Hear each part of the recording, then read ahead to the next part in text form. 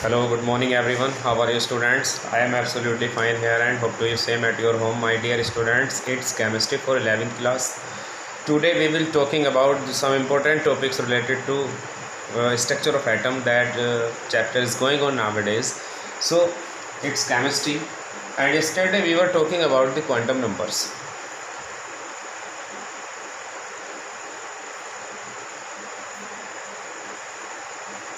कल हम quantum numbers के बारे में बात कर रहे थे जो कि 4 टाइप्स की होती है and these 4 types as principal quantum number, azimuthal quantum number, magnetic quantum number and spin quantum number. How we can calculate, हम कैसे कैलकुलेट कर सकते हैं एन की वैल्यू, क्वांटम नंबर एन को हम कैसे कैलकुलेट कर सकते हैं। So you have 2n square, आपके पास में फॉर्मूला है 2n स्क्वायर के अकॉर्डिंग इसके अंदर इलेक्ट्रॉन्स फिल किए जाते हैं। 2n स्क्वायर के अकॉर्डिंग इसके अंदर इलेक्ट्रॉन्स फिल किए जाते हैं और ये हमेशा इक्वल होता है shell number is equal to principal quantum number. जितनी सेल्स होंगी किसी भी एटम के अंदर उतने ही उसकी प्रिंसिपल क्वांटम नंबर की वैल्यू होगी। अब बात करते हैं एल की वैल्यू कैसे कैलकुलेट की जा सकती है। आप यहाँ एल की वैल्यू कैलकुलेट कर सकते हो n-1 using n-1। L is equal to n-1 ऐसे कैलकुलेट कर सकते हैं। सपोज दैट आपके पास में जो है n की वैल्यू आपको दे दी गई कि n की वैल्यू 4 है, तो l की वैल्यू कैलकुलेट करके बताओ। तो आप definitely formula l is equal to n-1 put करोगे और n की वैल्यू यहाँ पर 4 है -1, दैट इज 3। ऐसे आप कर लोगे, ठीक है। और आपको मैं बता दूं कि एल की वैल्यू जो है SPDF के अकॉर्डिंग अलग अलग होती है। SPDF के लिए n-1 तो फॉर्मूला आप जनरली यूज़ कर सकते हैं, बस जनरली, ओनली जनरली, बस सामान्य तौर पर आप इसे यूज़ कर सकते हैं। अगर बात SPDF अगर ऑर्बिटल की बात आती है तो आप इसको यूज़ नहीं कर सकते। अगर सबसेल की बात आती है तो आप इस फॉर्मूले को यूज़ नहीं करोगे। क्यों? क्योंकि ये एक्यूरेसी नहीं बताता, ये फॉर्मूला आपको बिल्कुल एक्यूरेट वैल्यू नहीं बताएगा। आपको अगर SPDF नोटेशंस में, अगर SPDF ऑर्बिटल्स के अकॉर्डिंग अगर आपको दिया है कि इलेक्ट्रॉन्स किस ऑर्बिटल में किस सबसेल में है, तो तब आप फॉर्मूला यूज़ करें SPDF 0 1 2 3, फिर आप ये फॉर्मूला यूज़ करोगे। इसमें आपने क्या देखा, सपोज दैट कि last electron is enter into 4s और आपसे कह रहे what is the value of L। भाई कोई इलेक्ट्रॉन जो है लास्ट इलेक्ट्रॉन 4s सबसेल में जाता है और आपको कैलकुलेट करनी है वैल्यू L की। तो आप देख लिए यहाँ पर ये तो है n की वैल्यू कितनी हो जाएगी यहाँ पर, n is equal to 4, n is equal to 4 आ गई। L इक्वल टू आपको कैलकुलेट करना है तो L इक्वल टू क्या कराएंगे आप यहाँ पर n-1 मत लगाइए। आप SPDF के अकॉर्डिंग देखिए, n-1 के अकॉर्डिंग इसकी वैल्यू L की वैल्यू 3 आने वाली, जो कि रॉन्ग है। आप यहाँ SPDF नोटेशंस को चेक कीजिए, S subshell you have and what is the value of this according to this formula, S की वैल्यू यहाँ 0 है। अब करेक्ट है, इस तरह से आपको कैलकुलेट करना है, ठीक है, बहुत ध्यान से। अब बात चलती है m की वैल्यू कैसे कैलकुलेट करनी है। m का मतलब मैग्नेटिक क्वांटम नंबर से है, तो m की वैल्यू कैलकुलेट करने के लिए आपका फॉर्मूला होता है -L to +L और आप यहाँ पर लगा देंगे with 0। -L to +L with 0 कैसे, इसका मतलब क्या है, what is the meaning of this sentence. अगर आपके पास में L की वैल्यू 0 है तब M की वैल्यू क्या होगी, 0 ही होगी, याद रखना। अगर L की वैल्यू 0 है तो M की वैल्यू भी 0 ही होगी। लेकिन अगर L is equal to 1 so M will भी क्या होगा, M की वैल्यू क्या होगी। तो अगर L की वैल्यू 1 है तो L -L to +L जाना है। अब L की वैल्यू यहाँ पर 1 है, यानी कि -1 to +1, यानी -1 0 विद 0 भी तो कह रहे हो आप, और -1 0 और +1, ये आ गई मैग्नेटिक क्वांटम नंबर आ गई। जब when L is equal to 1, L क्या है यहाँ पे, that is azimuthal quantum number. आप इस तरह कर सकते हैं। If you L is equal to 2, आपका फॉर्मूला क्या है, -L to +L। This time what is the value of L, L की वैल्यू इस बार 2 है, तो ये क्या फॉर्मूला आप यहाँ पर यूज़ करने वाले हो L की वैल्यू कैलकुलेट करने के लिए, सॉरी M की वैल्यू कैलकुलेट करने के लिए। If L is equal to 2 then how we can calculate the value of magnetic quantum number. आपका फॉर्मूला -L to +L और वो भी विद 0। तो इस कंडीशन में -L की वैल्यू क्या होगी, -L की वैल्यू -2 होगी और फिर -1 होगी, विद 0 0 ये आ गया, +1 होगी और +2 होगी। कुल मिलाकर के अगर आप काउंट करो 1 2 3 4 और 5 आ गई मैग्नेटिक क्वांटम नंबर की वैल्यू +5। इस तरह आप कैलकुलेट कर सकते हो। जो चीज़ें मैं जैसे जैसे आपको बता रहा हूँ याद रखना, यूज़ होंगी, ठीक है। इसी तरह अब आपके पास में आती है spin quantum number. Spin quantum number का यूज़ कहाँ पे किया जाता है बताइए। स्पिन कैलकुलेट करने के लिए इलेक्ट्रॉन की स्पिन क्या है, what is the direction of the electron, electron की डायरेक्शन क्लॉकवाइज है और एंटी क्लॉकवाइज है। उस चीज़ का पता लगाने के लिए स्पिन क्वांटम नंबर का यूज़ किया जाता है, ठीक है। तो चलते हैं स्पिन क्वांटम नंबर कैसे किस तरह से आप, अच्छा यहाँ आप और क्या कैलकुलेट कर सकते हो, आप यहाँ पे एंगुलर मोमेंटम कैलकुलेट कर सकते हो। एंगुलर मोमेंटम कैलकुलेट करने के लिए क्या फॉर्मूला आप यूज़ कर सकते हैं, ये भी आपको बताना है। S और S+1 और H, ये फॉर्मूला आप यूज़ कर सकते हो। ये एंगुलर मोमेंटम का फॉर्मूला है। This one is formula of angular momentum. यहीं से आप मैग्नेटिक मोमेंट भी कैलकुलेट करना चाहते हो, then what should be the formula. Magnetic moment के लिए mu is equal to n+2 Bm Bohr magneton. इस तरह से भी कैलकुलेट कर सकते हो। तो सारी चीज़ें जो रिलेटेड थी मैंने आपको सब बता दी हैं। अब हम चलते हैं इसके क्वेश्चंस को सोल्व करने के लिए। किस टाइप के क्वेश्चन आपको मिल सकते हैं। देखिए क्वांटम नंबर्स का अपने आप में बहुत इंपॉर्टेंट रोल है। और होती क्या है quantum numbers. Quantum numbers are those numbers which are used to calculate the energy, the location, the orientations, the shape of the orbitals, subcells and cells as well. Okay, these are called quantum numbers. There are 4 types of quantum numbers which are going on nowadays. आपसे कह दिया गया question, आपसे कर दिया calculate all the possible quantum numbers, calculate all the possible का मतलब क्या है, पॉसिबल मतलब 4 होती, 4 ही होंगी क्वांटम नंबर्स इन 3D5। ये आपको दे दिया और आपसे कह दिया कैलकुलेट कीजिए इसके में आप सारे के सारे क्वांटम नंबर। तो आप 3D5 को इधर ले आइए, ले आए। अब यहाँ पर आप n की वैल्यू देखिए। Principal quantum number always represent the shell number. और यहाँ सेल नंबर क्या है, this is the shell number 3 है। तो लीजिए क्वांटम नंबर भी 3 है, प्रिंसिपल क्वांटम नंबर भी 3 है। अब यहाँ आपको वैल्यू कैलकुलेट करनी है L की, और L के लिए फॉर्मूला आपका क्या बनता है, SPDF 0 1 2 3। तो यहाँ D सब सेल में आपका इलेक्ट्रॉन जा रहा है, D sub shell, this is the D sub shell के नीचे अगर आप देखोगे तो दैट इज 2।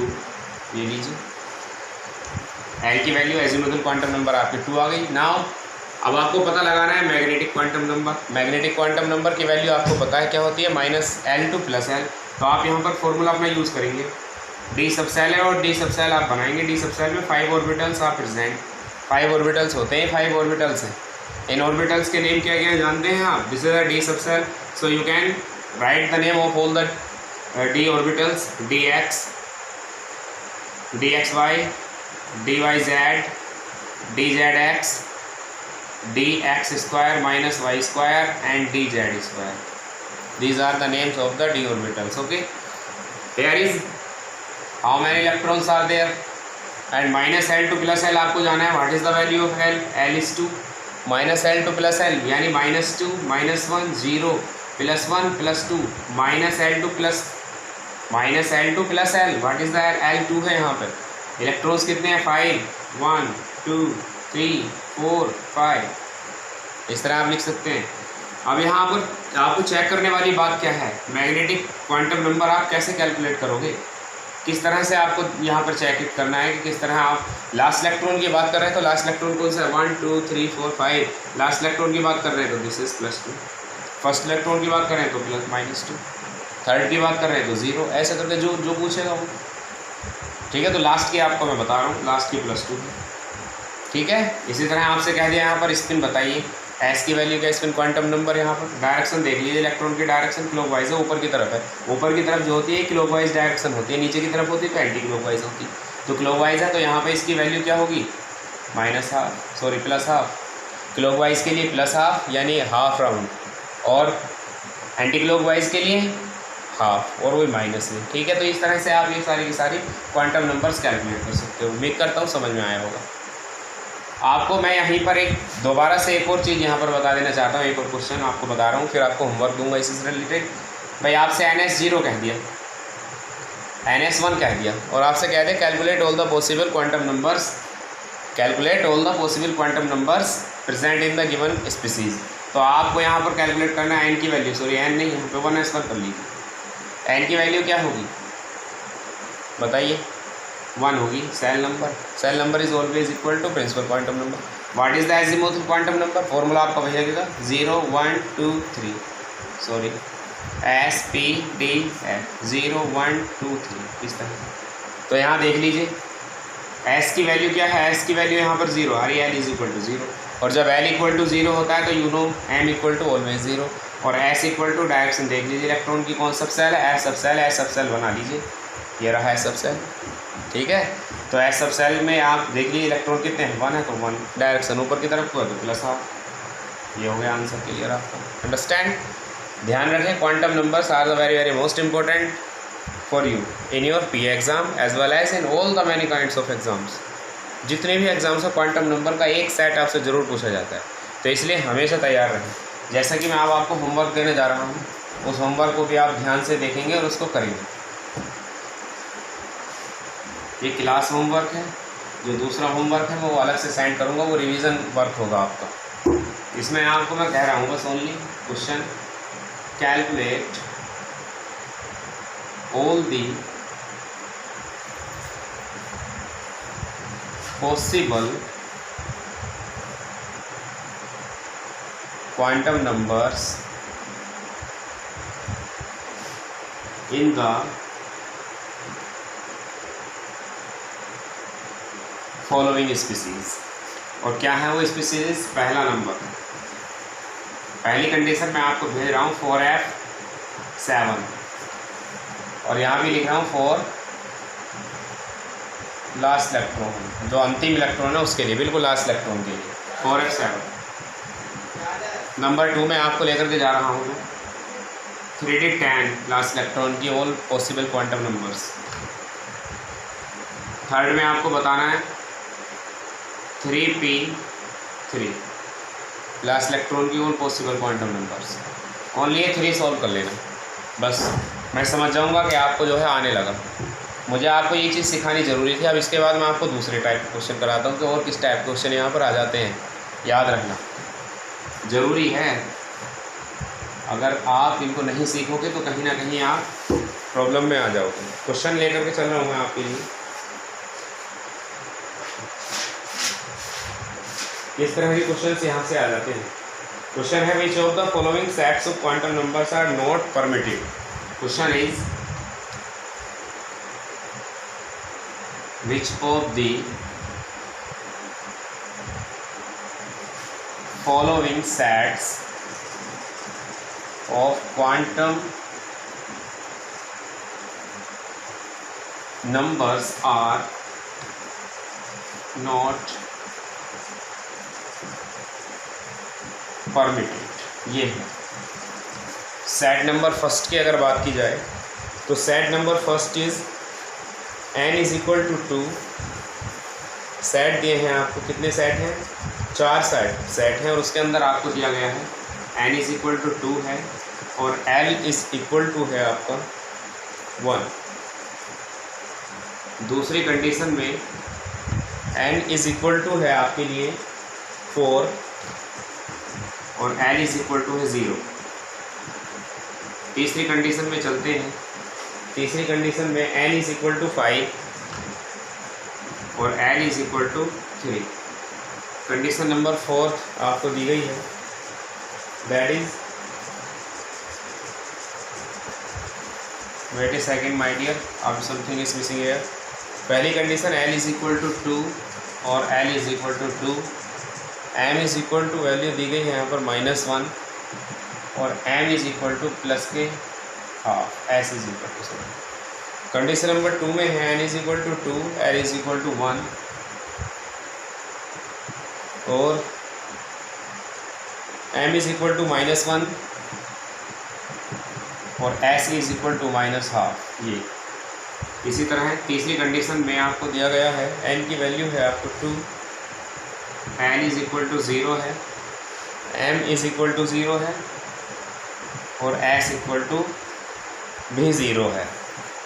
और कंडीशन नंबर 4 आपको दी गई है, that is n is equal to 2, l is equal to 1, m is equal to 2 and s equal to +1/2। ये है स्टूडेंट्स, आपको ये सेट चेक करने हैं और इसमें आपको ये बताना है कि कौन से सेट करेक्ट हैं और कौन से सेट। मैं आपको बता दूं, इस तरह का सेट आपको जो हमारे हायर लेवल के जो एग्जामिनेशंस हैं उनमें आपको 100% इस तरह का क्वेश्चन मिल जाता है। ये मिल जाए कि विच of the following sets of quantum number is correct, यानी कि कौन सा इनमें से करेक्ट है, या कह देगा कि 3 करेक्ट दे देगा और एक को इनकरेक्ट कह देगा calculate the incorrect set of the quantum number. तो इनमें बहुत ज़रूरी है आपको इनके बारे में नॉलेज हो। जो मैंने कल पढ़ा है वो भी आपको नॉलेज बहुत ज़रूरी है। प्रिंसिपल क्वांटम नंबर किस चीज़ को रिप्रेजेंट करती है और भी बाकी चीज़ें सारी, मतलब एजीमुथल क्वांटम नंबर किसको रिप्रेजेंट करती है और मैग्नेटिक क्वांटम नंबर किसे रिप्रेजेंट करती है, स्पिन क्वांटम नंबर किसे रिप्रेजेंट करती है, सारी चीज़ें आपको अच्छे तरीके से एज वेल बढ़िया करके मेंटेन आपको अभी से देखिए, यहाँ से आपका बेस बनेगा।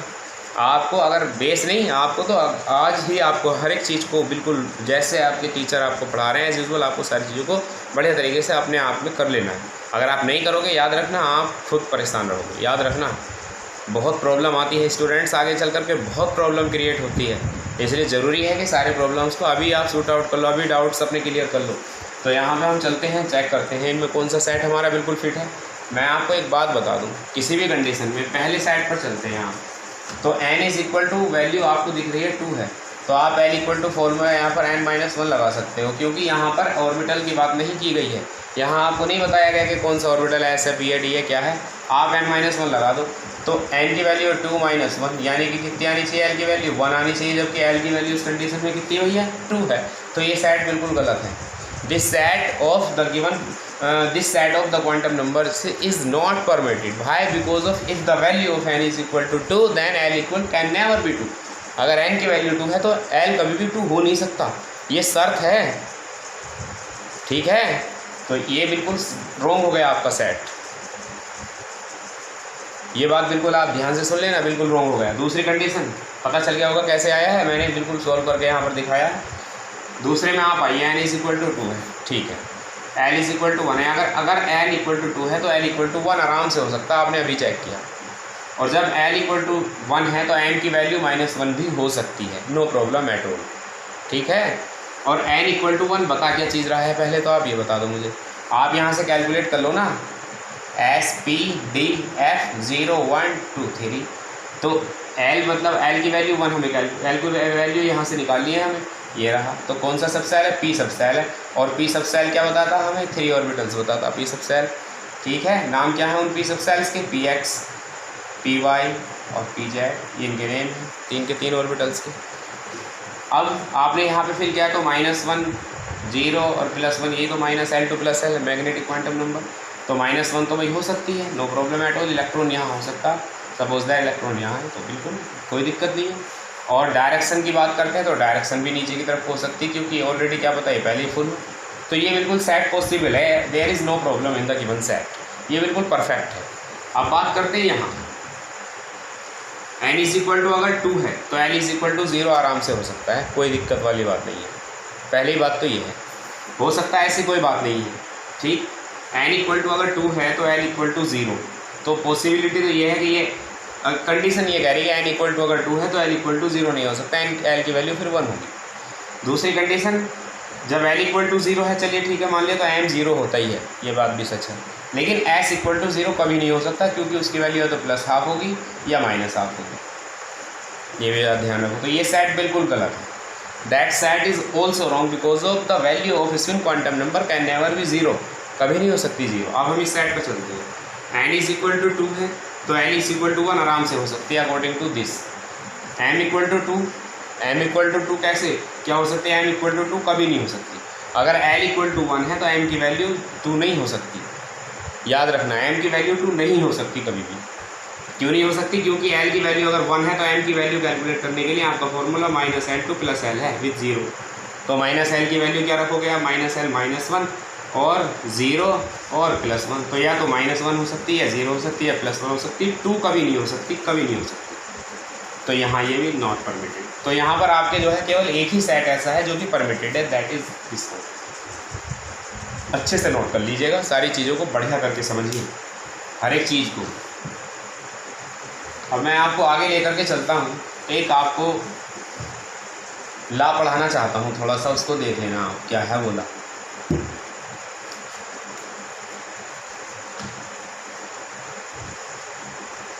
Pauli's exclusion law.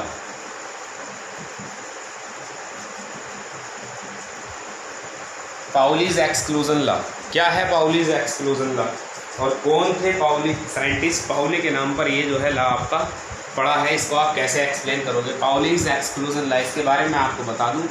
The Pauli's exclusion law was given by the scientist Wolfgang Pauli. Wolfgang Pauli, जो ये लॉ है Pauli's exclusion law was given by Wolfgang Pauli in 1925 to determine the relationship between all the 4 quantum numbers. सारी चारों के चारों quantum numbers में relationship को calculate करने के लिए इन्होंने ये ला दिया। और इसमें आपको क्या बताया इन्होंने? नो, पहले कह दिया नो, यानी नहीं हो सकती। Know each set of quantum numbers can never be same, या ये कह लीजिए कि each set of the quantum numbers in an atom can never be same. एक ही एटम में all 4 quantum numbers can never be same, यानी एक ही atom में चारों क्वांटम नंबर्स जो हैं कभी भी आपकी सेम नहीं हो सकती। If 3 quantum numbers will be same, अगर ये कह लीजिए कि आप इसको इस तरह से डिफाइन कर सकते हैं, all 4 identical quantum numbers for 2 electrons can never be same. 2 electrons के लिए चारों इलेक्ट्रॉन्स के क्वांटम नंबर कभी भी सेम नहीं हो सकते। इलेक्ट्रॉन 2 होने चाहिए, शर्त ये है। किन्हीं भी 2 इलेक्ट्रॉन्स के लिए 4 के 4 क्वांटम नंबर्स कभी भी सेम नहीं हो सकते। एग्जांपल के तौर पर मैं आपको बता देना चाहता हूँ कैसे करके आप इसको, आपके पास में ये मान लीजिए कि 2 इलेक्ट्रॉन और NS2 ले लीजिए, और बल्कि आप 1s2 ले लो, क्या दिक्कत है? कोई दिक्कत नहीं है। 1s2 में आ जाइए, तो यहाँ पर आप लिख दीजिए 4 फर्स्ट इलेक्ट्रॉन, पहले इलेक्ट्रॉन के लिए, और यहाँ 4 सेकेंड इलेक्ट्रॉन के लिए, यहाँ फर्स्ट इलेक्ट्रॉन के लिए, यहाँ सेकेंड इलेक्ट्रॉन के लिए। NLMS, यहाँ से आपको सारी की सारी क्वांटम नंबर्स निकाल के देखनी है और चेक करना है कि क्या दोनों इलेक्ट्रॉन्स के लिए सच में ही चारों क्वांटम नंबर सेम नहीं हो सकते। तो चलते हैं, n इज इक्वल टू देख लीजिए 1 आएगी, क्यों? सेल नंबर, तो l इक्वल टू यहाँ भी 1 आएगी, सेल नंबर। ओके, आपको चेक करना l की वैल्यू कहाँ से निकालेंगे आप? SPDF 0 1 2 3 से कैलकुलेट करोगे, तो s की वैल्यू, सॉरी यहाँ पर l की वैल्यू क्या आएगी? s के सामने दी last electron is present in s सब सेल, तो s इक्वल टू 0, तो यहाँ भी l इक्वल टू 0। ठीक है, s के लिए 0, l इक्वल टू 0 आ गया। अब इसके बाद आपको कैलकुलेट करना है m, अगर l 0 है तो m भी 0 ही होगा, तो यहाँ भी m 0 होगा। अब तक तीनों की तीनों क्वांटम नंबर सेम चल रही हैं, लेकिन अब जो सिचुएशन है वो चेंज होगी। कैसे? यहाँ सिर्फ इसके लिए s स्पिन क्वांटम नंबर को कैलकुलेट करने के लिए लास्ट इलेक्ट्रॉन प्रेजेंट है s सब सेल में, और s सब सेल के अंदर केवल एक ही ऑर्बिटल होता, ओनली 1 ऑर्बिटल, और उसके अंदर इलेक्ट्रॉन है 2, 1 और 2। तो पहले इलेक्ट्रॉन के लिए फॉर फर्स्ट इलेक्ट्रॉन के डायरेक्शन वो क्लॉकवाइज है, सो प्लस हाफ डायरेक्शन। और यहाँ देखें सेकंड इलेक्ट्रॉन के सेकंड इलेक्ट्रॉन की डायरेक्शन है नीचे की तरफ को, दैट इज -हाफ। तो आप देख सकते हैं all 4 identical quantum numbers for 2 electrons in an atom can never be same. If first 3 quantum numbers are same, then the 4th quantum number definitely will be dissimilar. तो ये है Pauli's exclusion law. Pauli ने ये बताया था कि किसी भी एटम के अंदर 2 इलेक्ट्रॉन की जो ऑल 4 क्वांटम नंबर्स हैं कभी भी सेम नहीं हो सकते। आप देख लो, सेम है किसी भी कंडीशन में। आप देख लीजिए, मैं प्रैक्टिकल के तौर पर आपसे कह रहा हूँ, आपको जो है कैलकुलेट करके देना है। मैं आपको बता रहा हूँ, आपको मैं दे रहा हूँ 4p2, इसके अंदर 2 इलेक्ट्रॉन्स हैं, ये रहे 2। इन दोनों इलेक्ट्रॉन्स के लिए इसी तरह से जैसे मैंने ये किया, 4 फर्स्ट इलेक्ट्रॉन 4 सेकेंड इलेक्ट्रॉन, इनका करके और मुझे सेंड कीजिएगा आप कि सर ये हमारा पहले इलेक्ट्रॉन के लिए ये क्वांटम नंबर आई है, दूसरे इलेक्ट्रॉन के लिए ये क्वांटम नंबर आई है, ये आप करेंगे। ओके, और आप मुझे इसको ज़रूर सेंड कर देना। ये पाउलीज एक्सक्लूजन लॉ को आपको जो है पूरी तरह से ये वो होना चाहिए, उसको फॉलो करें पाउलीज एक्सक्लूजन लॉ। पाउली ने जो बता दिया कि किसी भी एटम के अंदर 2 इलेक्ट्रॉन की जो ऑल 4 क्वांटम नंबर्स हैं वो कभी भी सेम नहीं हो सकती, तो वो बात सच है। क्लियर है, ध्यान से रखिएगा। और इसके अलावा जो होमवर्क है आपको मैं सुबह आज ही मॉर्निंग में सेंड कर दूंगा। ओके स्टूडेंट्स, आज के लिए बस इतना ही। Thank you and have a nice day. Good morning everyone.